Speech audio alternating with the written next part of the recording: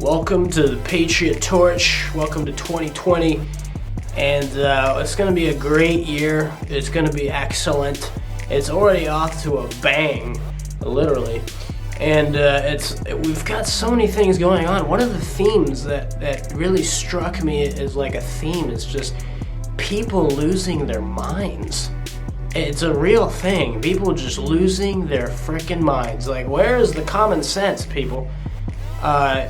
There's like this lady named Michelle Williams in Hollywood that she just had this speech where she was like thanking God that she killed her own baby because that's why she was successful in Hollywood, because so she could do some artistic shit. It's like, you guys are freaking satanic, devil-worshipping pieces of crap. I mean, these are sick people that they're like, oh my God, I'm so glad she killed her baby.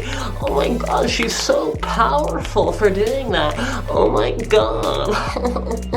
And then CNN is the same thing. They put an article like that. It's such a powerful speech. Oh my God. And all the people are clapping. Yeah, she killed her baby. Yeah. Oh yeah. It's like, oh my God, gross. Who are these people? They're just out of the pits of hell, just pulled up out of the pits of hell and just put right into your face so you could stand there in awe at how insane they are, and makes you wonder how they're even on this planet. And it's like these are the people that are involved in the modern day Holocaust of innocent unborn children and the born children, because they kill babies after birth now. And so, I mean, it's just these people, they're responsible for this stuff because they're promoting the messages constantly, telling women to go and kill their babies because it's good for them. Like, what? It's not good for them in any way whatsoever. Not even physically good. It's bad for you physically. It's bad for you spiritually. Bad for you mentally. Bad for you in every way imaginable. And they sell it like it's this wonderful ice cream, like to kill your kid. It's just unbelievable. Lie after lie after lie. Hollywood is a bunch of satanic, evil people, sick people. Now, I'm not saying every single one of them. I'm just saying the general culture of Hollywood. 97% of them are Democrats, okay?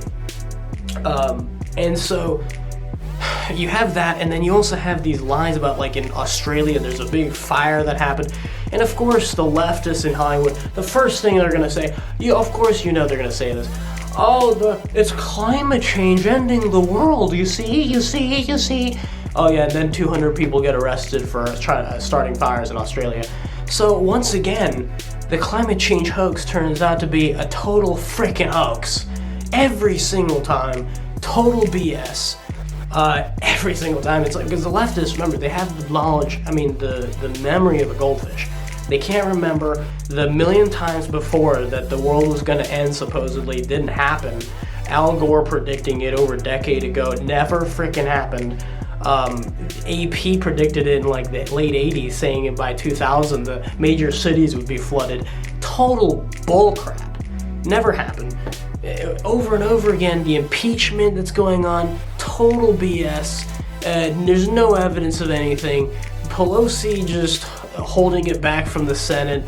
They're literally insane people, and I'm never compromising with them, never voting Democratic, never voting for the Democrat Party, because they're just completely whacked out of their minds.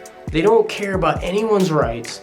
And then I had this person telling me that he's a libertarian, and he's a libertarian because he sells T-shirts of whatever people want on it.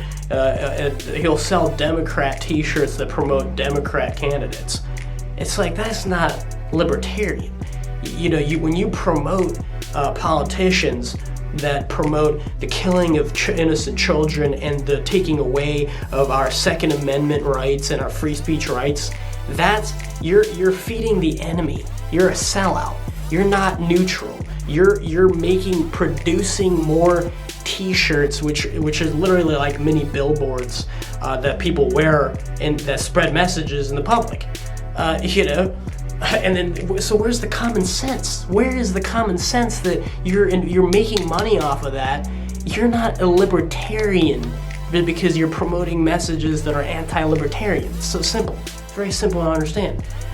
And they don't understand it. He doesn't understand it. So these are people that when you look at all this insanity, at some point, I get to the point where it's like, these people need Jesus Christ. Like, if you have Jesus Christ and you follow the God's ways, you wouldn't be doing insane shit like this. You wouldn't be thinking of stuff like this. It's way more likely for you to be thinking correctly when you follow Christ. It's just a pattern that I repeatedly see. And so that's extremely important, because there's also a lot of these people that are afraid. They're so maybe like lukewarm Christians that don't really speak of their faith very confidently or very publicly, but they should be, because it's the key to saving our society. You see, it's important to talk about all these details that are not about Christ, about like just news and people, the things that are happening in our rights and things. But Christ is highly involved in all of it, because there's this obsession with the left saying that, anybody that's Christian and they use that and to make their decisions, use their faith to make decisions in politics, that's against the separation of church and state. That's not what that's about. That's just a complete misunderstanding of what separation of church and state means.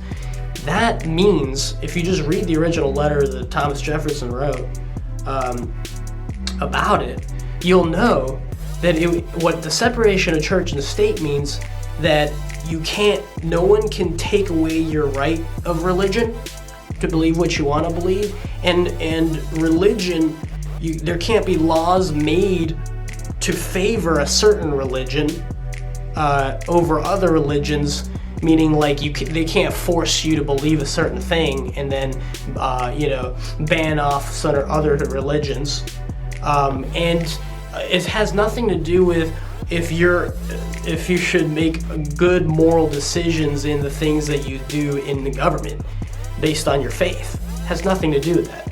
It's about when you give unfair advantage to certain groups of people based on their beliefs. That's totally different.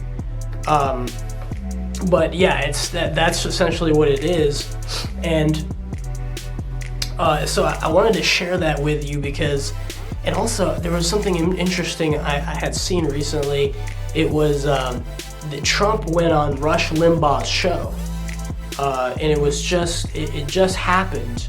It's like a 2020 exclusive type thing, and Trump and Limbaugh's like the #1 radio host in America, supposedly, and he probably is.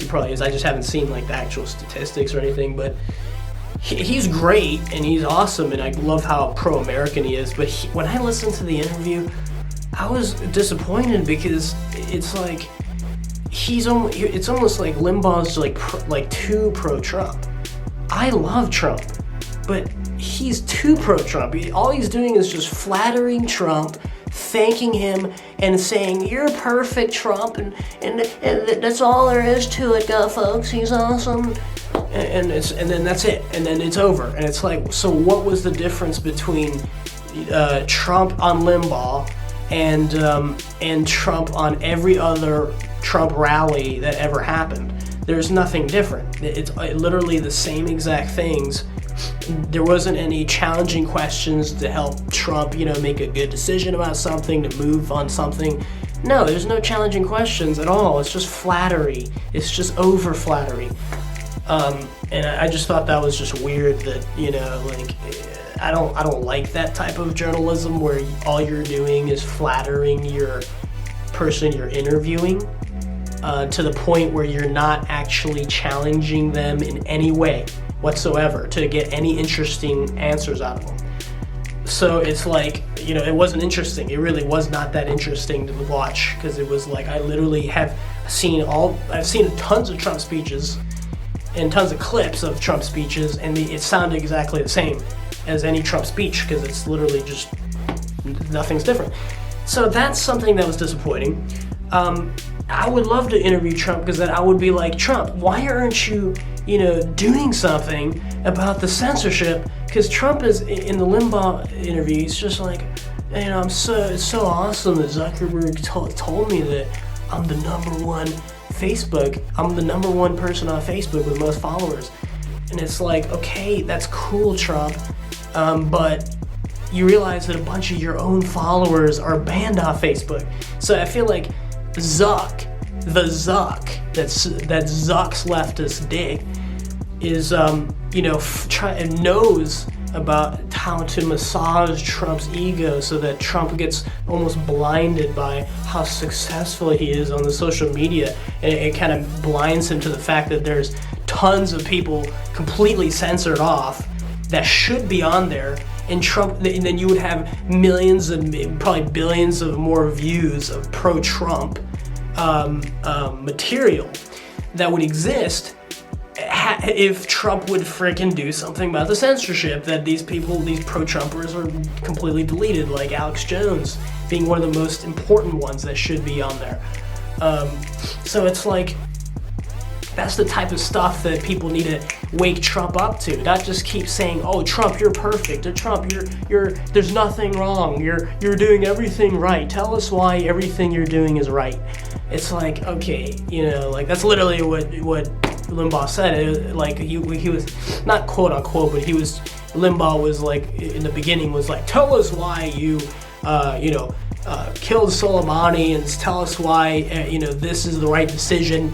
And it's always about there's no challenge, there's nothing. It's just pure Trump worship, which there has to be a balance. You can't just be all Trumpy, lovey Trumpy, and not have any sort of challenging question or being like, "Why Trump? Why aren't you doing this? Why aren't you doing that?" You gotta have a mix. Because you can't just be all screw Trump and Trump's horrible, because that's also stupid too, because it's like Trump's doing good stuff. But you can't just be like, Trump's perfect, he's doing everything right, he's awesome, and then that's it. Good night, folks. That's all there is to the show. It's like, what? Come on. Really? Come on. That's not interesting. Because that's what I would expect if I was interviewed. I don't expect anyone to flatter me the whole time. That's it. That's all there is to it. It's kind of, okay, that's nice for me, but that's not what people want to see, you know what I'm saying?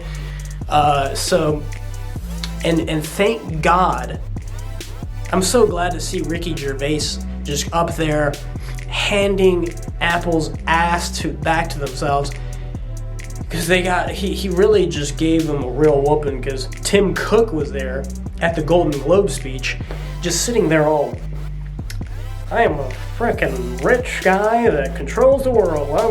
I'm a frickin' wannabe dictator of frickin' world." And he has this just really creepy frickin' look to his face. And then Tom Hanks, same thing. He's like, "I'm so offended by what Ricky Gervais said about Apple. I mean, the sweatshops, and they're against human rights, and how could he expose such a truth? I mean, it's because the truth is offensive in Hollywood, because they're so full of fakery and lies and worshiping themselves like freaking little devils, and so they're not used to someone like Ricky Gervais saying something like that. I love that. And that has to happen more often, and Ricky can even say more things. They have to do that and just whoop their ass. That's what Hollywood needs, a real ass whooping. Because they're just like little rascals, gone amok with just throwing feces everywhere.